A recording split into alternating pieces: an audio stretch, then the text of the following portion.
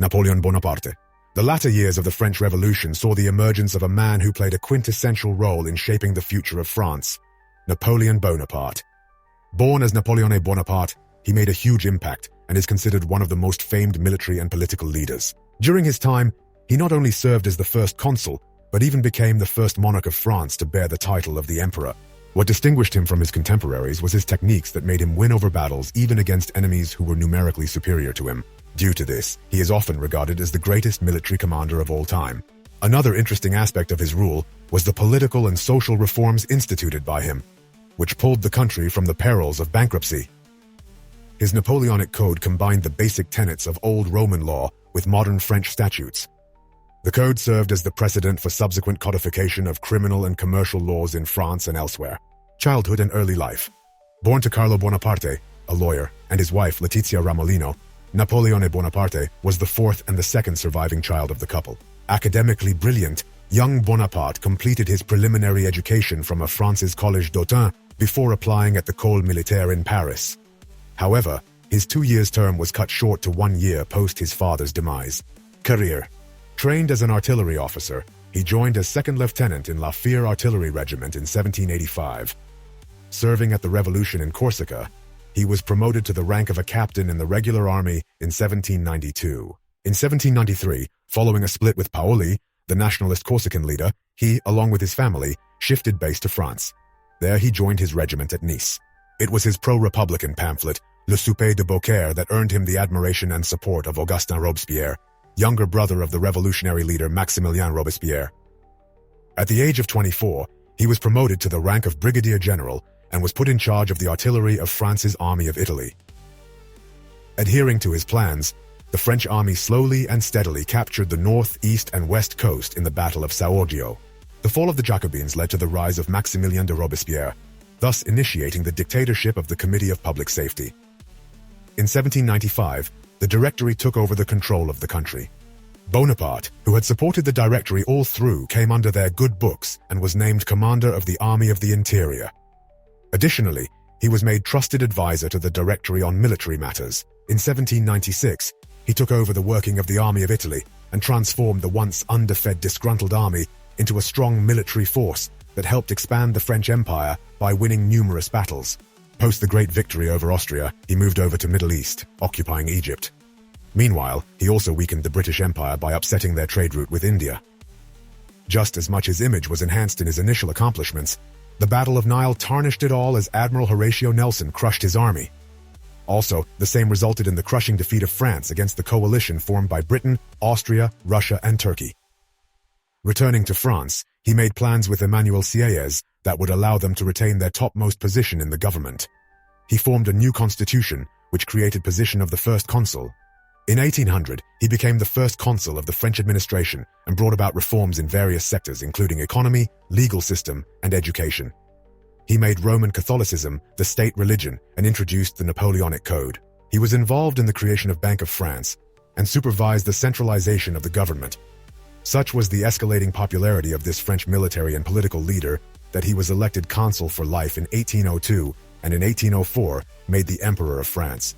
Meanwhile, the negotiated peace lasted for about 3 years, after which France was at war with Britain, Russia, and Austria. While it lost to British at Trafalgar, the French army registered a victory against both Austria and Russia at Austerlitz. In 1810, defeat of his army resulted in the fall of his empire.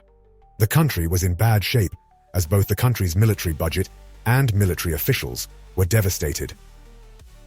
The news spread like wildfire, and with increasing international pressure and lack of resources, he surrendered to the Allied force in 1814. Despite being exiled to Elba, he did not lose his willpower and soon escaped to Paris, where after a short stay, he returned to power.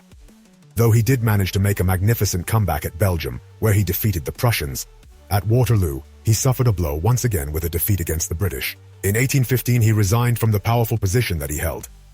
Though he did make an offer that his son, Napoleon II, to be named the emperor, the coalition declined the same. The British government, for the fear of his return, sent him to a remote island of St. Helena in the southern Atlantic. Though he was free to do what he pleased, the routine life did not get very well with this military leader. Major milestones. He served as the first consul of France and was later became the Emperor of France. During his time, he brought about major reforms in the country, such as introduction of higher education, establishment centralized government, foundation of Bank of France, tax code, road and sewer systems. He reworked the laws of France, which is why his civil code was known as Napoleonic Code. The Royal Decoration Legion of Honor was instituted by him to honor people with civilian and military achievements. Till date, it serves as the highest decoration of France. Personal life and legacy. He married Josephine de Beauharnais, widow of General Alexandre de Beauharnais, in 1796. She had 2 children from her previous marriage. The union did not last long, and the couple separated in 1810. He then tied the knot with Marie-Louise, daughter of the Emperor of Austria, who bore him a son, Napoleon II. His health started deteriorating during his last days, which was caused by the damp and wretched living conditions. He finally succumbed to the rapidly failing health on February 5, 1821. An autopsy later on confirmed that he was suffering from stomach cancer.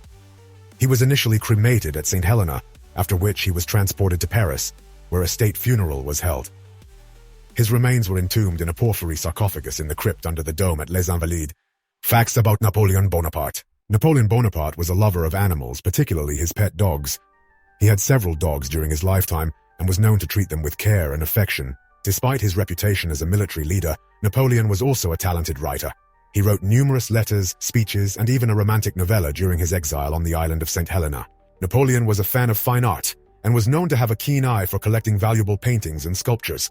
He amassed a significant art collection during his reign as Emperor of France. Napoleon was a visionary leader in many ways, implementing numerous reforms and advancements in areas such as education, infrastructure, and law during his rule. Napoleon had a strong interest in science and technology, particularly in the field of engineering.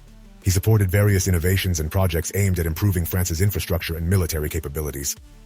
Great achievements at a young age. Alexander became king of Macedonia in 336 BC at the age of 20 and immediately began a great campaign against the Persian Empire.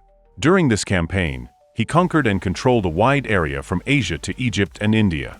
Student of Aristotle, Alexander was educated by the famous philosopher Aristotle in his youth. This education broadened his cultural and scientific interests and was effective in spreading Hellenistic culture in the lands he conquered. Knot of Gordion. In the city of Gordion in Anatolia, legend had it that whoever could untie the knot of Gordion would become the master of Asia.